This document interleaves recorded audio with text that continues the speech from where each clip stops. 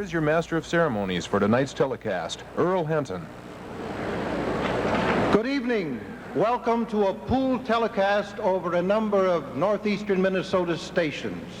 This is Super Night, Superstar Night, preceding the Super Bowl November 7th election. Superstar because for the first time, among other stars, the President of the United States and the Vice President will be on this stage together. This is an historic occasion.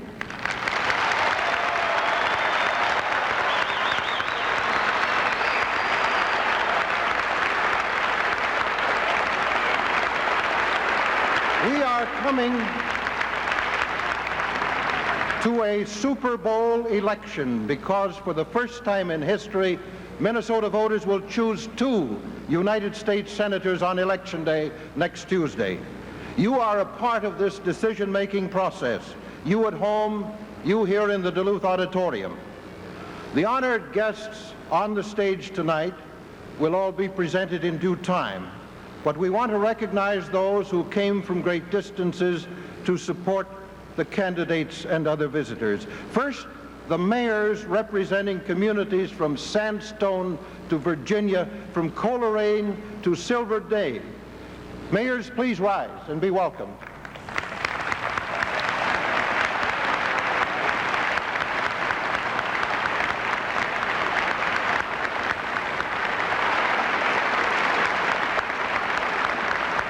And now, please recognize some other folks who care about a lot of things in northeastern Minnesota. The legislators, the veteran legislators, and the candidates for the legislature.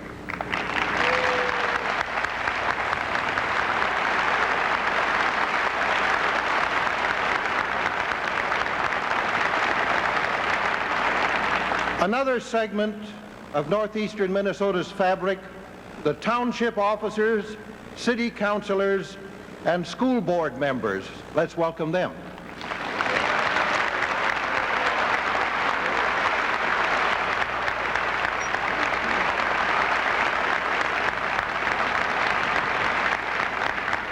There have always been great labor groups in our North Country. One group, headed by Linus Wampler, District 33 Director, United Steelworkers of America, and representatives of 14 steelworker locals are with us tonight.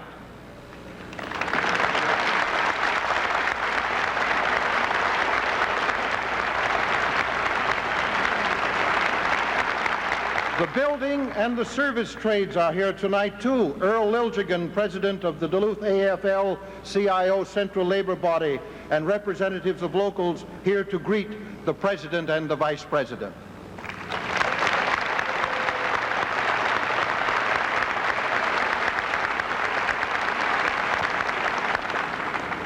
There are many on the stage tonight who will be introduced later, but at this point, I have been asked to have some of the starting lineup rise and be acknowledged.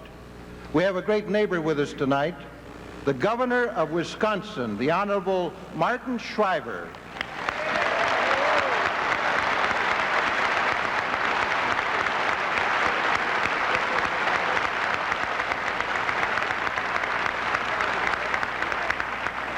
The Secretary of State in Minnesota, Joan Grove. She's not here? Well, we welcome her at any rate. The Treasurer of the State of Minnesota, Jim Lord.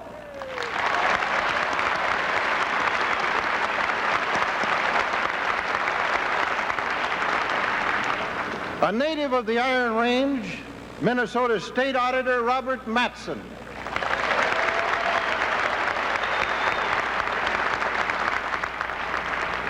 The Chairman of the Minnesota Democratic Farmer Labor Party, Rick Scott.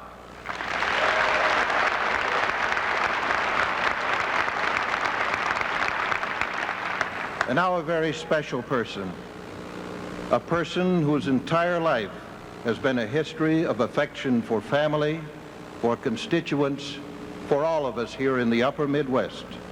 A courageous person with the human qualities of her husband. Ladies and gentlemen, Senator Muriel Humphrey.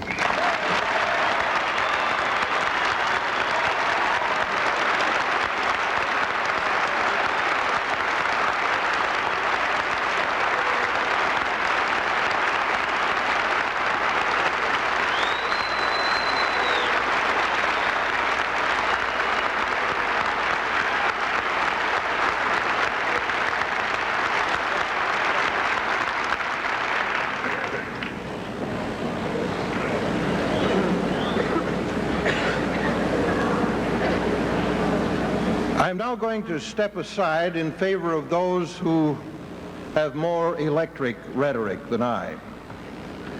And at this time, I am happy to present a dynamic young leader whose principles are the desires of most of us in the Minnesota 8th District. One who enjoys the cooperation and the support of a district that geographically runs from the Canadian border at International Falls to Anoka and the edge of the metropolitan area of the Twin Cities. Your friend and mine, Representative Jim Oberstar.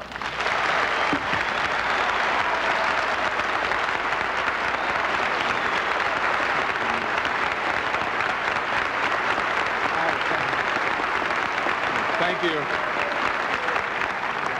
you. Thank you very much. Speaker of the House Sam Rayburn, speaker longer than any man in history, once said, "Democrats don't lose elections, they only beat themselves when they're divided." Tonight, let's send the message forth from Duluth that the Democratic Farmer Labor Party is strong, is vigorous, and is united. Because we are the party of hope. We are the party of fulfillment, the party of compassion, the people's party. There is no equal. The flame of optimism that Hubert Humphrey ignited burns brightly in our land. It's reflected in the warmth in this audience here tonight. And that flame is enshrined in the laws that spell equal opportunity for blacks and the underprivileged, jobs for the unemployed, security for the elderly, safe and healthful workplace, and education for the young, care and love for the handicapped and the retarded. That is the Democratic agenda. That is what this whole DFL ticket is fighting for. Minnesota is a better state. America is a stronger nation, because for 3 decades we have elected men and women to represent this DFL party in public office. People of vision and of courage, of honesty and commitment to programs for social good and economic justice. Other states look to us as the ideal of all that is good and decent and honorable in politics. And now we are being tested. The nation is watching to see whether we are worthy of our heritage. Well, America, we're here to tell you tonight, the DFL will carry on.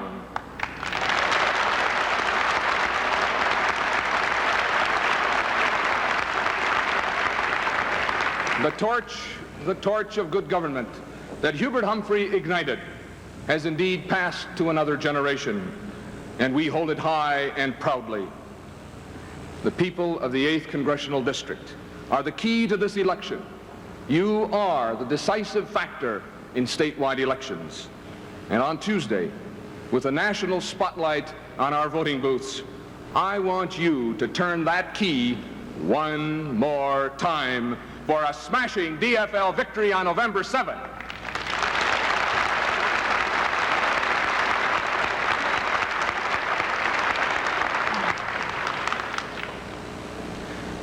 Whenever the DFL party needed help at campaign time, Bob Short came to its aid, shirt sleeves rolled up, standing straight in the front line. This year, he carried his own campaign, tirelessly, people to people, all over this state. Minnesotans have come to know Bob as a man of high principle, strong beliefs, and straight talk. He wants for others the same American dream success he's earned for himself, and he's willing to fight for them. He's a mainstream Democrat. He's a fighter. He's our kind of down-to-earth, northeastern Minnesota people. In the United States Senate, he'll make us proud to be Minnesotans. Let's give Bob Short a big hand.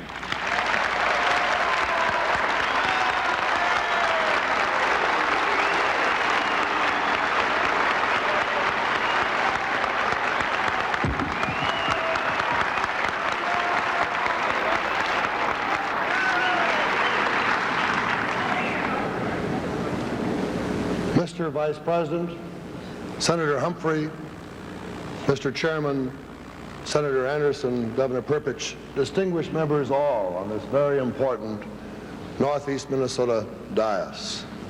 We are here at a historic time in the history of the state of Minnesota.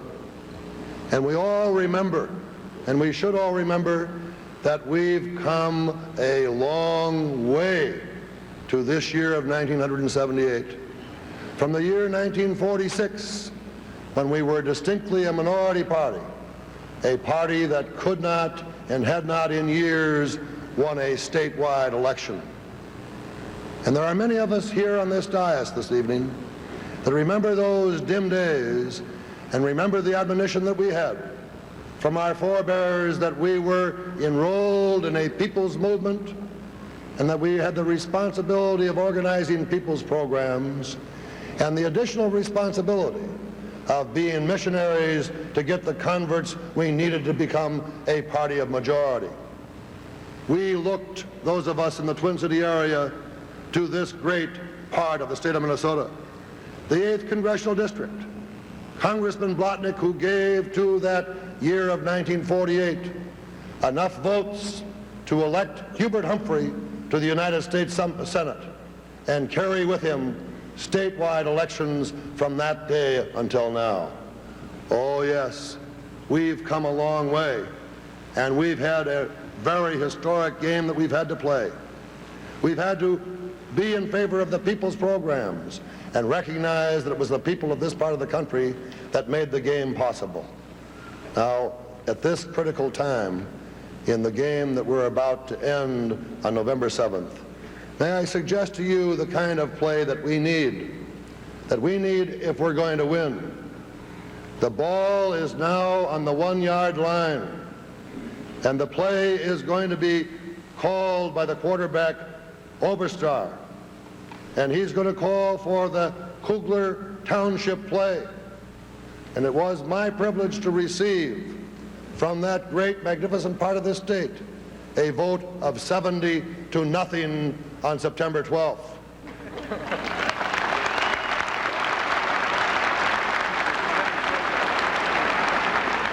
And I know that when Jim calls that play and reminds you that you cannot vote for Oberstar in the 8th District unless you mark the next ballot Short, and you cannot vote for Oberstar and Short unless you vote for Anderson and Perpich and the whole state ticket.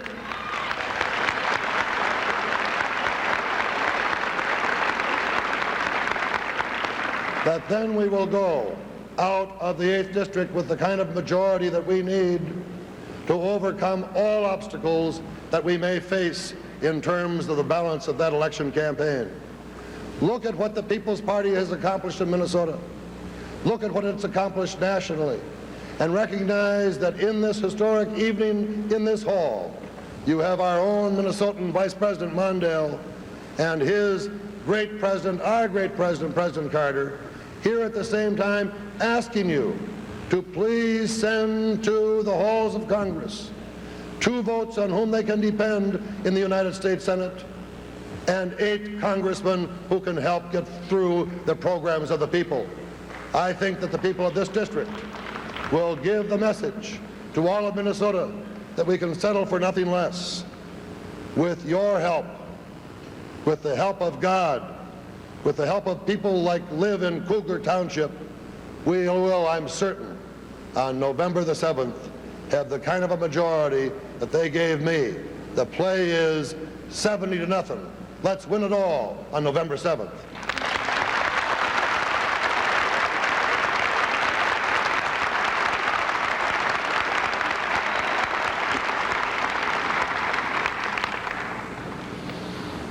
What a pleasure it is to introduce a fellow Iron Ranger, a man I'm proud to call my personal friend. Honesty, strong character, the work ethic he learned from his Yugoslav immigrant parents. A boy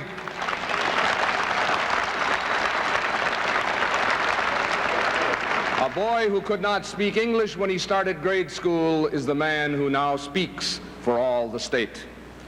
He has made state government responsive to our needs. He has stimulated Minnesota's phenomenal economic growth. He has put public service ahead of ambition. His driving hard work has won our admiration.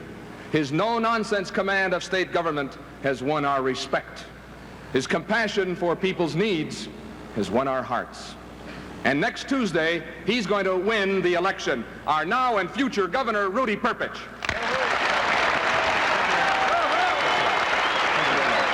Thank you. Thank you very much. Thank you very much. Thank you very much. Thank you. Thank you very much. Thank you. Thank you very much. Thank you. Thank you very much, Mr. Vice President.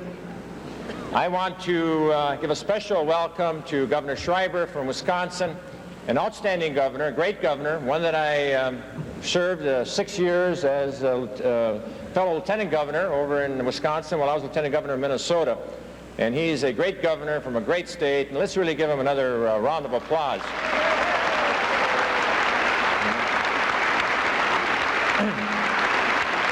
It's a great honor to have President Carter and Vice President Mondale with us in Minnesota, and especially to have them here in Duluth, the all-American city.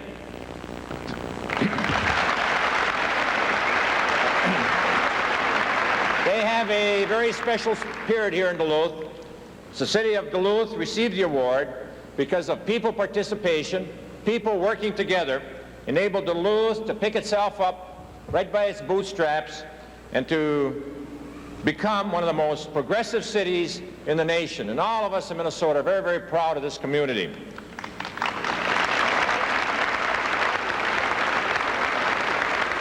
All of Minnesota, along with Duluth, is experiencing economic stability and long-term prosperity. I am proud of Minnesota, proud of the quality of life that we have in Minnesota, and proud of the fact that we have the most open government in the United States right here in the state of Minnesota. We have the best educational system in the nation, and our pioneers have made a real commitment, and that's why we have this great quality of life. We have one of the lowest crime rates in the United States. In fact, our quality of life is so good that people live longer in Minnesota. Only in Hawaii do they live longer than in Minnesota. Our unemployment rate at 3% is one of the lowest in the nation. The Humphrey-Hawkins bill has as its objective 4% unemployment by 1983, and we in Minnesota already are down to 3%. We have more people working now than ever before.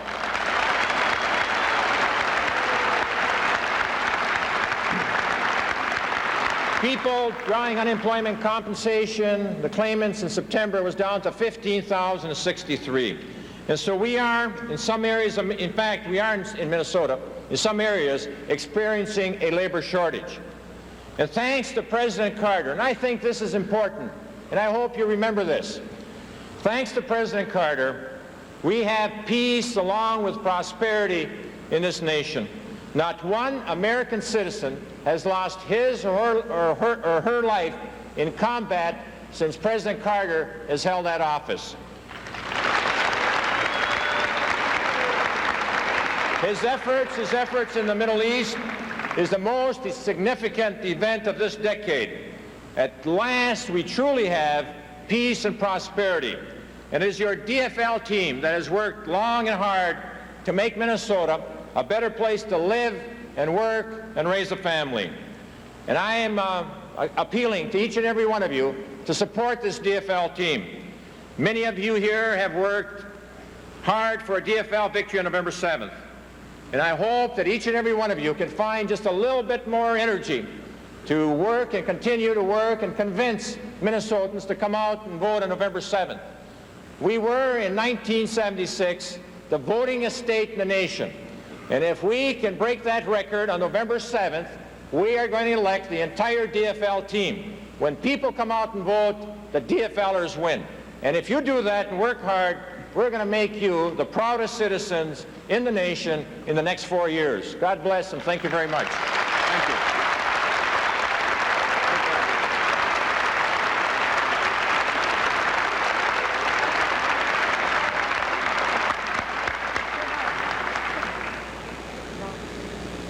It is a remarkable tribute to the people of northeastern Minnesota that we have both the President of the United States and the Vice President at the same time.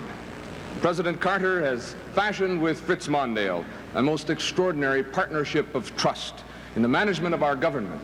He has given the Vice President a truly vital and substantial role in both domestic and international affairs. Fritz has earned every measure of that trust. He has proven his ability beyond question. Yet, he has never forgotten his origins. He has never forgotten the people who love him most, the people of northeastern Minnesota. He returns to this great North Country as often as he can because he knows he is so welcome here. Fritz Mondale personifies all that is good in public service, all that is honorable in the traditions of our state, all that inspires us as a progressive, liberal political party. Ladies and gentlemen, the Vice President of the United States. Thank you, Jim.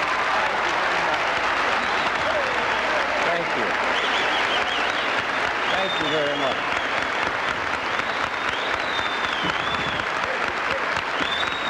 Thank you very much. Thank you very much. Thank you. Thank you very much. Thank you very much. Thank you very much. Thank you. Thank you very much. Thank you very much.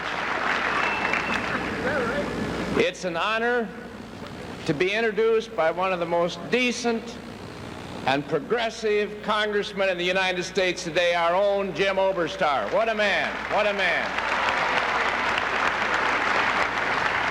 We're running short of time. The President will be here in just a minute. I was supposed to speak for 5 minutes. I now have a 30-second warning signal, so you're going to hear a short speech from a Minnesota Vice President. You've never heard that before. Let me just say one thing. I'm proud to be Vice President of the United States, and I'm proud to be working with our President. But I've been telling him one thing now for the 2.5 years that I've been working with him. And that is, Mr. President, you can travel all over this beautiful land as you do. And you can travel all over this marvelous world as you are.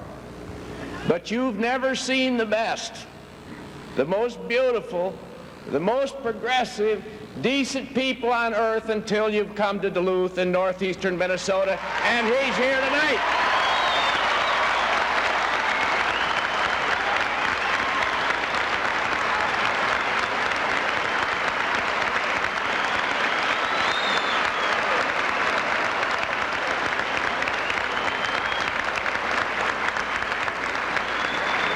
You are a marvelous people. As a matter of fact, you're better than you know you are. This area of northeastern Minnesota has time and time again shown the nation the way. Your sense of progress, your sense of fairness, your sense of decency, your sense of caring, and your personal courage are truly remarkable. It was the basis of Hubert's whole career. It's been the basis of my career. It's been the basis of Jim Oberstar's career, Muriel Humphrey's career, Wendy Anderson's career. You're helping lead this country. And I've got one plea to you. Please, on November 7th, show us the way again. Elect this marvelous team back into the offices which they deserve. Thank you very much.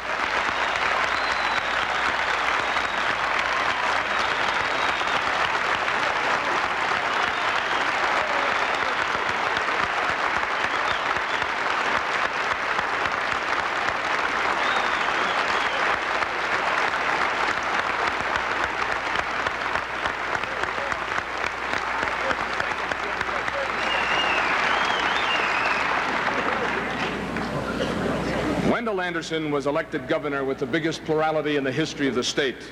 He carried with him our state constitutional officers and, for the first time in history, a DFL legislature. And together, in just 6 years, they enacted the entire Democratic agenda, an extraordinary record of programs for the people of this state. And he has carried on that liberal tradition in the United States Senate, the Humphrey-Mondale tradition. His vote in the United States Senate assures the rights and wages of working people, a decent retirement for the elderly, opportunity in education, and help for the gifted and the afflicted. He has earned the respect of his colleagues in the United States Senate as bright, tough, and hardworking. He has earned our continued support, and we deserve to give him a big vote on November 7th. Wendell Anderson.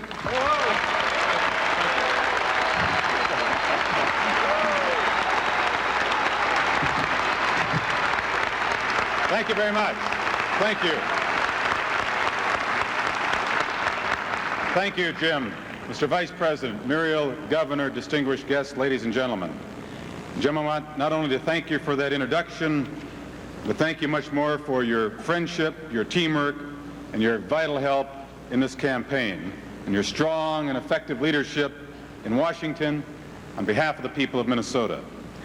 Tonight we have a President of the United States who's a fighter, a leader, a determined man who's willing to take on the tough battles. A president who took a chance at Camp David, went in and did the job himself, and has brought Egypt and Israel to the brink of a peace treaty. A president who took a chance on a little-known United States senator from a small northern state and turned Fritz Mondale into a vice president with respectability and real clout.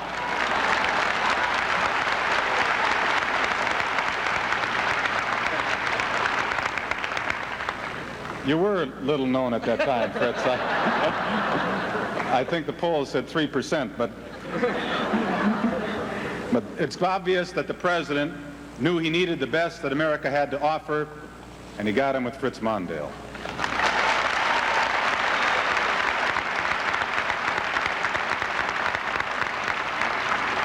It's my strong conviction that the president and Fritz Mondale have 6 years left together in the White House.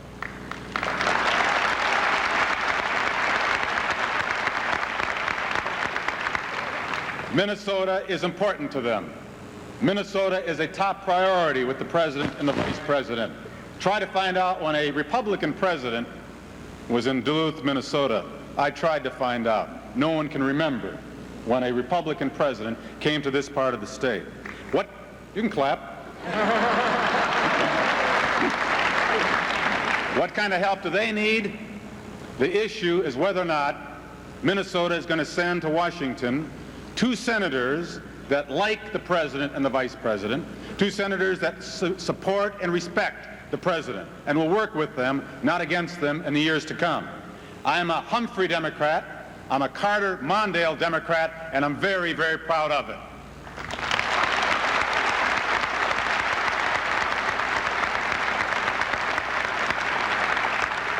Public service is serious business. It's not a plaything. It's not a new game to be played when you're tired of the old one. I've been in public service for 20 years. I know the United States Senate is not a place to go and be somebody. It's a place to go and do something for people, for our country. If given the opportunity to serve, I'll do my best to continue what I've always tried to do, to represent the people who can't afford the high-paid lobbyists. I stand for the principles that Hubert Humphrey stood for, and I care about the people that Hubert cared for. That's the kind of United States senator the people of this state want. It's the kind they need and deserve. With your help, we're going to have 2 Humphrey senators elected on November 7th. Thank you very much.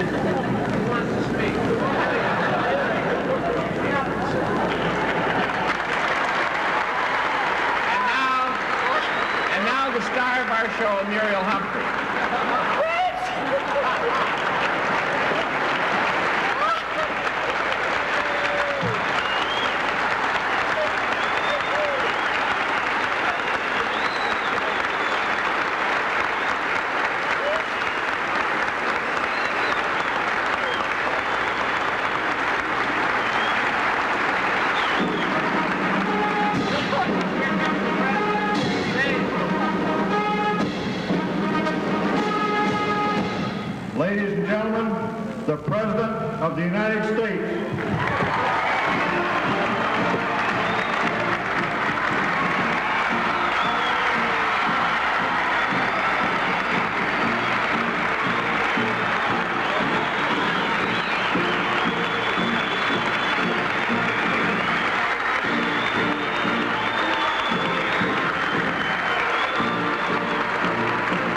With great enthusiasm, this crowd in the Duluth Auditorium is welcoming Jimmy Carter, President of the United States. The occasion is reminiscent of a visit by Harry S. Truman in the late 40s and in the 50s, and the 1963 visit by President J.F. Kennedy. Listen to the crowd.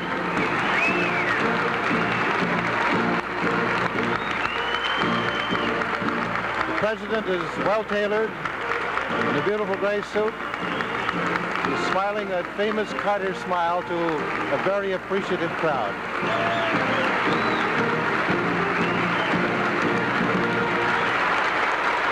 And now, Jim Oberstar is at the podium. Again, the crowd is cheering the President.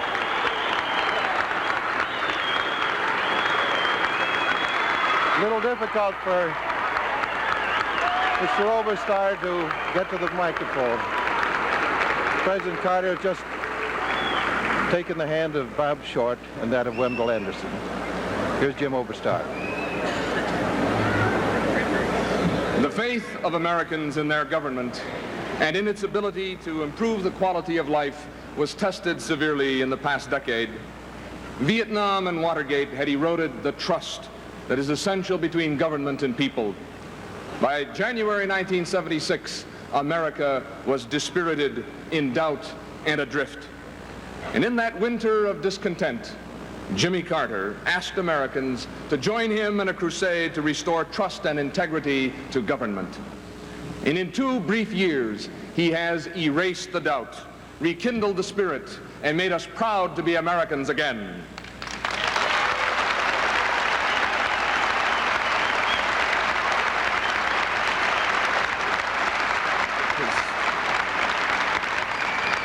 His forthright defense of human rights gave new hope to people oppressed by dictatorship.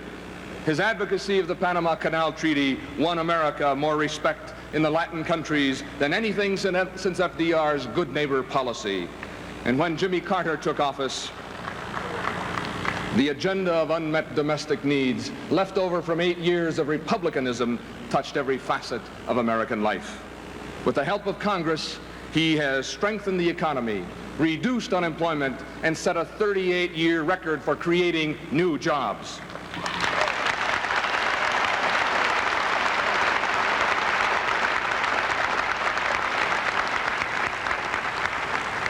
He has been tireless in the pursuit of peace. His personal magnetism and incredible persuasiveness are making it possible for the first lasting Middle East peace in 2,000 years. He will be known as a healer, as a defender of liberty, as a builder, and as a peacemaker. On behalf of the people of the 8th Congressional District, it is my high honor to welcome to northeastern Minnesota the President of the United States.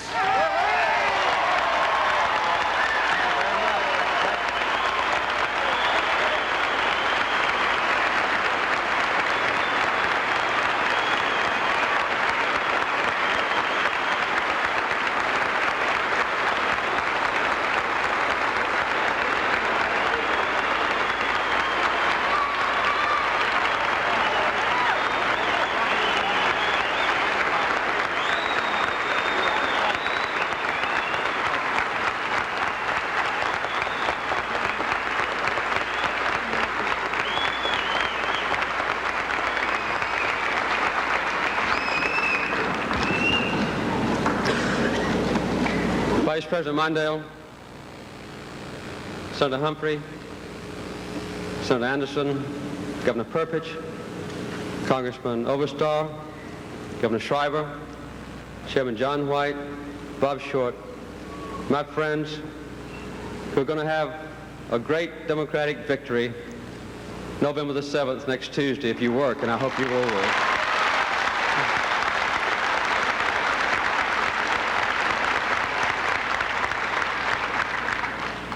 Mayor Bowden met me at the airport.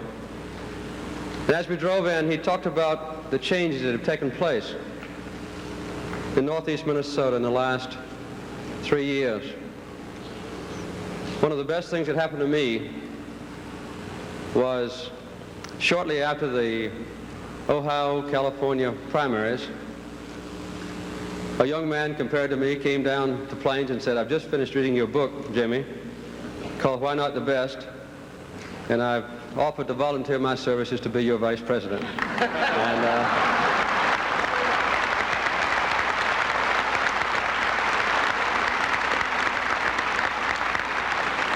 That's not exactly the way it happened, but I wanted to come back to Minnesota and thank you for Fritz Mondale, the greatest vice president I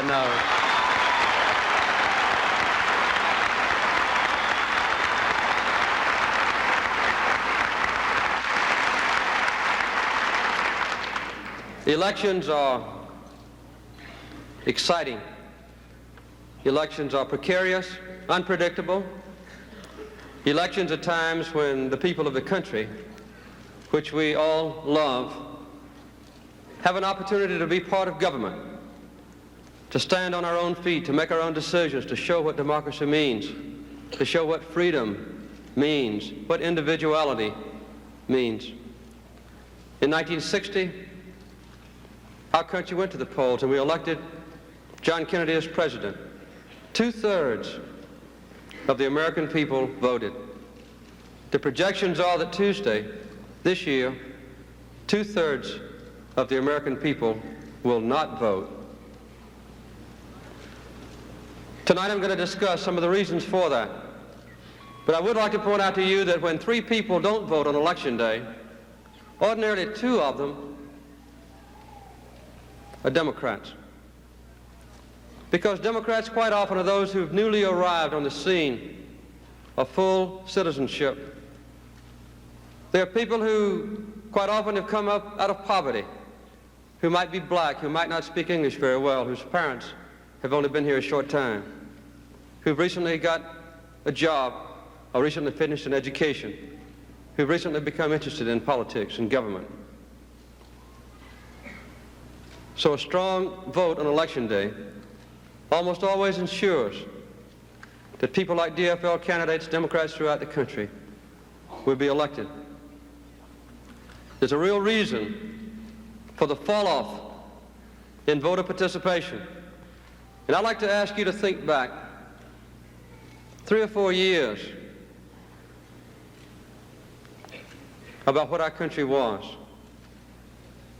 There was a great alienation, distrust, withdrawal by the people of our country from their government. We had been embroiled for many years in the Vietnam War. 50,000 young Americans had died.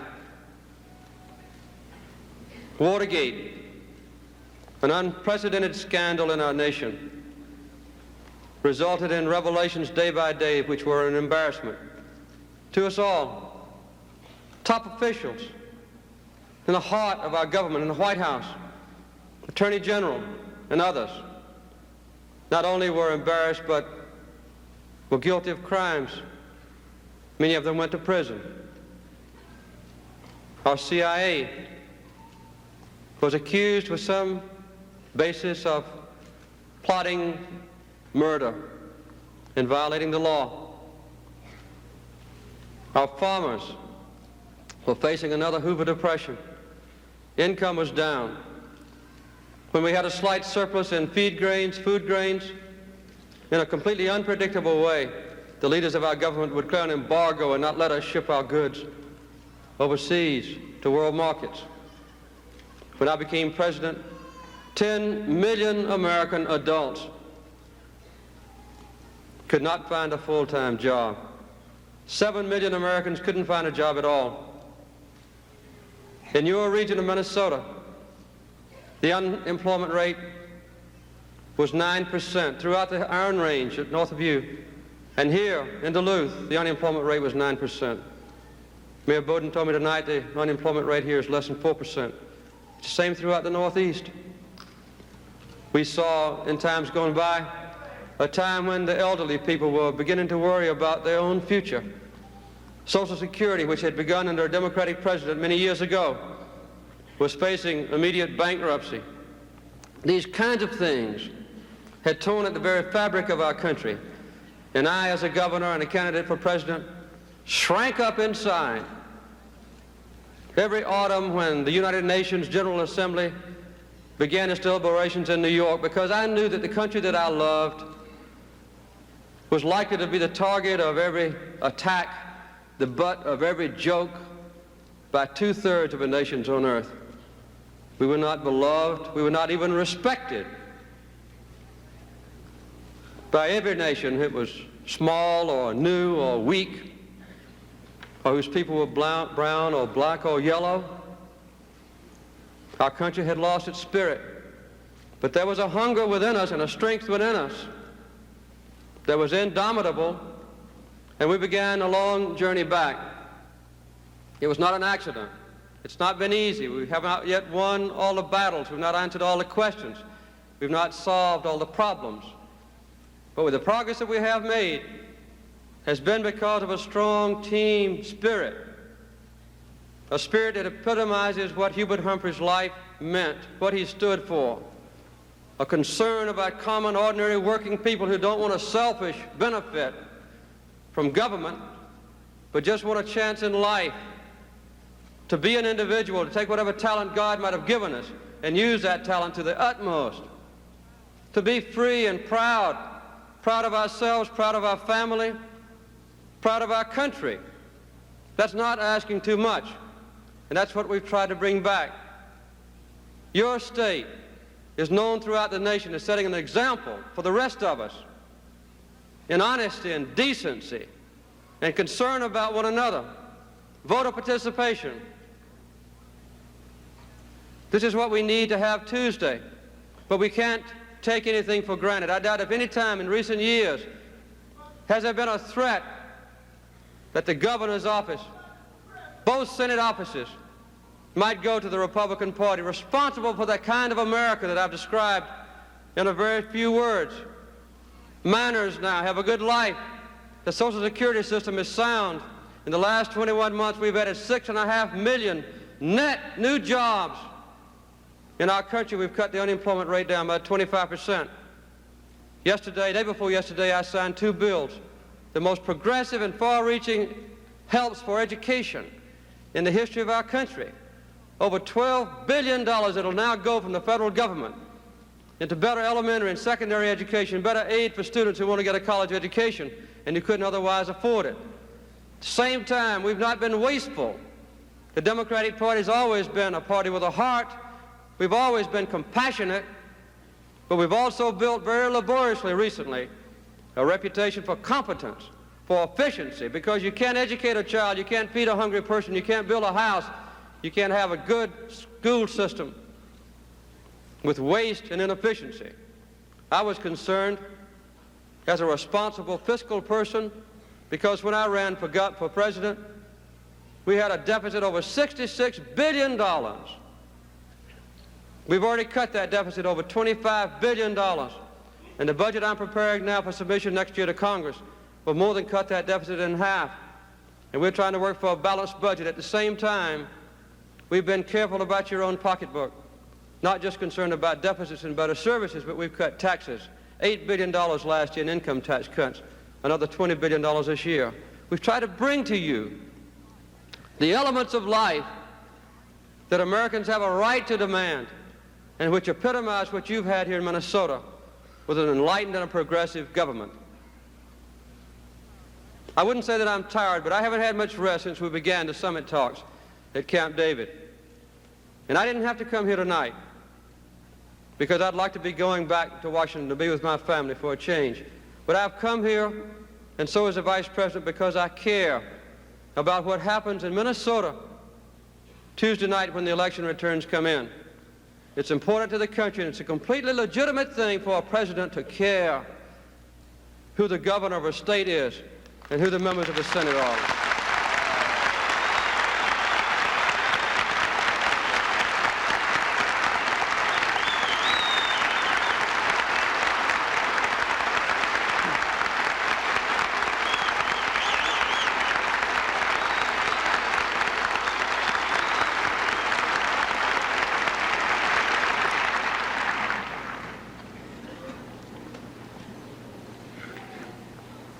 We didn't get where we are by giving up. And in the last few weeks, I've heard some of the most important and prominent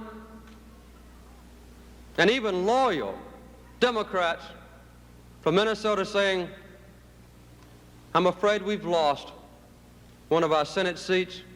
I'm afraid we have an insurmountable obstacle to overcome. That's not the spirit of America. That's not the spirit of the DFL. It's not the spirit which I try to epitomize as president. Many of you come here tonight because you are loyal, and I appreciate your being here. And perhaps you've worked hard in the past elections to have DFL nominees elected. You've proven that with the superb public servants that you've elected to represent your state here and also in Washington. But it's not a time to give up. We've got 3 more days. And there's no reason why everyone here tonight shouldn't put in 30 hours on the telephone, walking the streets, asking your family, your neighbors, your community to support the candidates Tuesday night and win a victory for Minnesota and for our country. We are not a nation that's ever surprised when we win a victory, because there's a spirit within our country that far surpasses, in most cases, what government is. But I'm afraid that in your state, this year, because of divisions within your party, that your public officials might be better than the people themselves. And I've come to ask you not to let them down. They're great nominees. They're different from one another. Fritz Mondale and I are different from one another. He has constituencies that I'm not very familiar with, and so do I have people who know me better than they know him. But we work as a team with our differences intact, and out of that comes strength. I spent last night with a Croatian family in Chicago, Mayor Michael Bilandic. His parents haven't been here long. I met his mother. She doesn't speak English very well. I could hardly hear what she said. But she said every night she kneels down beside the bed and she prays for me as president, and she prays that our country will be even greater. Marty Schreiber comes from next door in Wisconsin. He's running against a cute Republican candidate who said the other day that elderly people are millstones around the neck of young Americans. That's a kind of philosophy that represents the Republican Party. It is the kind of philosophy that's brought me here to you tonight. I don't consider my mother to be a millstone around my neck. And I don't believe you consider your parents to be that either.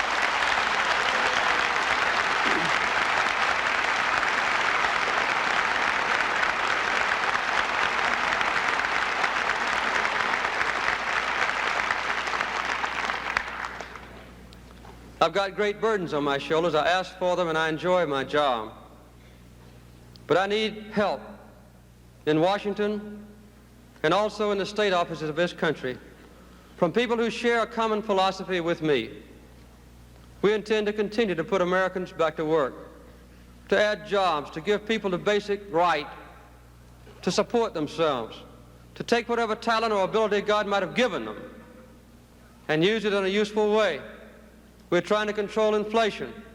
When I became president, we had an average inflation rate for the preceding 3 years of 8%. It's a very intractable problem. It's not easily solved. But I announced last week a strong anti-inflation program, and as I had a philosophy during the campaign, I did not intend to lose. I don't intend to lose in the fight against inflation if you'll help me, and I hope you will.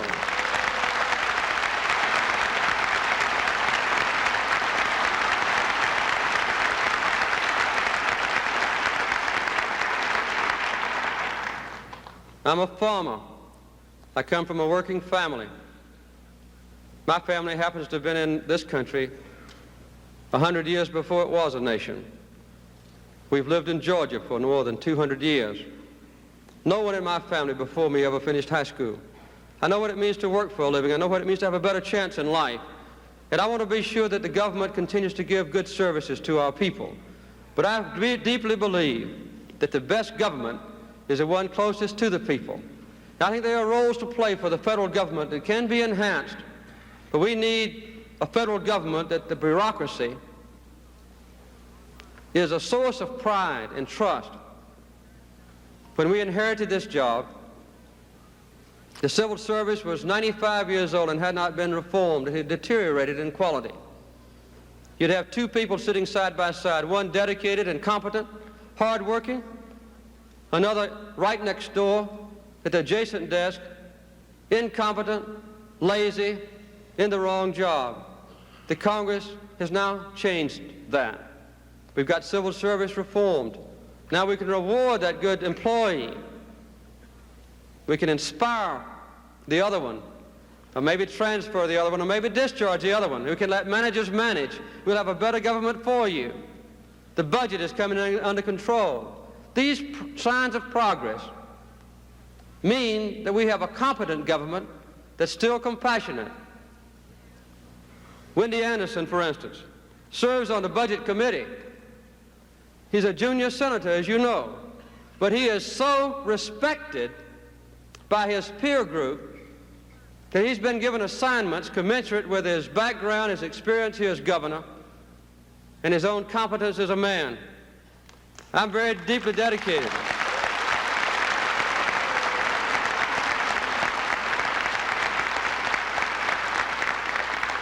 I'm deeply dedicated to a strong defense. Our nation is the strongest nation on earth, militarily. And as long as I'm president, our nation will always be #1 in military strength, and you can depend upon that.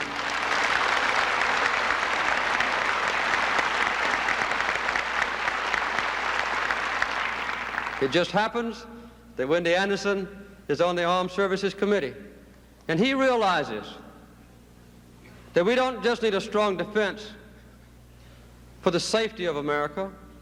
We certainly don't want a strong military to impose our will on others. We want a strong defense because we love peace. There has not been a single American who has shed blood. There has not been a single American who's shed blood in combat since I've been president, and I hope I can complete my term as your president with that record still intact.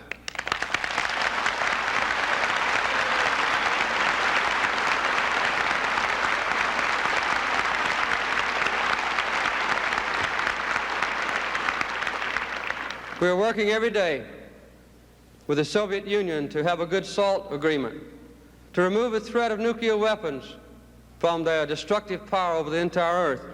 The Congress has passed a non-proliferation bill that prevents nations who don't have atomic explosives from ever having them in the future. And we've tried to set an example for others. We've raised high a banner that represents the spirit and the commitment and the ideals of America, a banner that says human rights. And as long as I'm president and I have a strong Democratic team to support me, we will be the nation known throughout the world as a people who believe in basic human rights here and in other nations as well. And you can depend upon that as well.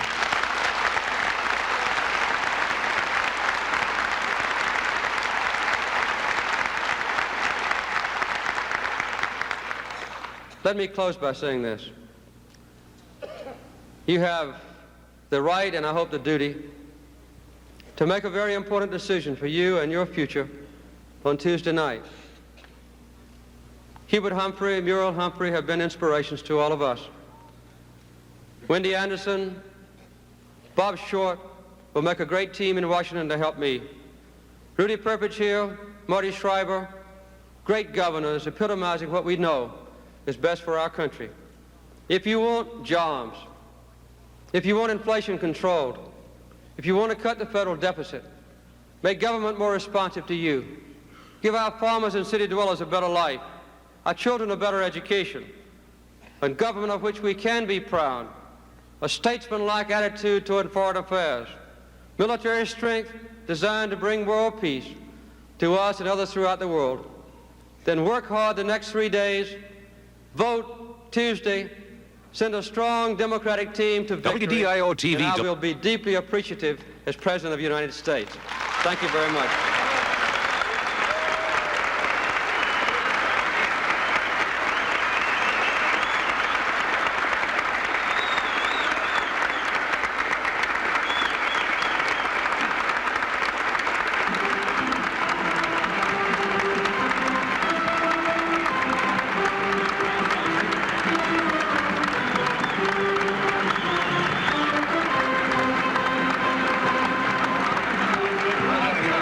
President Jimmy Carter shaking hands all around with the candidates as the Duluth-Denfeld High School band plays Happy Days Are Here Again, the theme music of the New Deal under Franklin Delano Roosevelt. The President is now shaking hands with some of the 150 people on stage.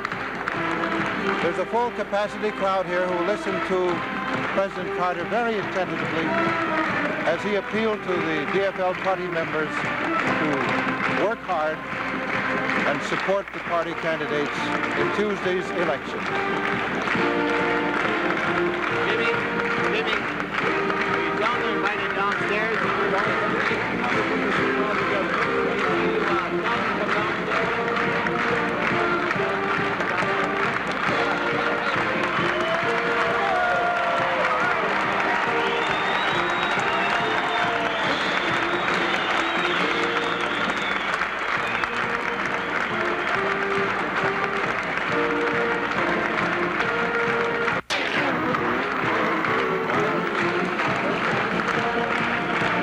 This is a special public affairs presentation featuring an address by the President of the United States, Jimmy Carter. Thank you for being with us. This is Earl Hempton.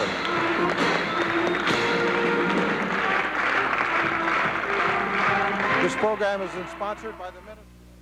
Ann Short talks about her family. I have 3 sisters and 3 brothers.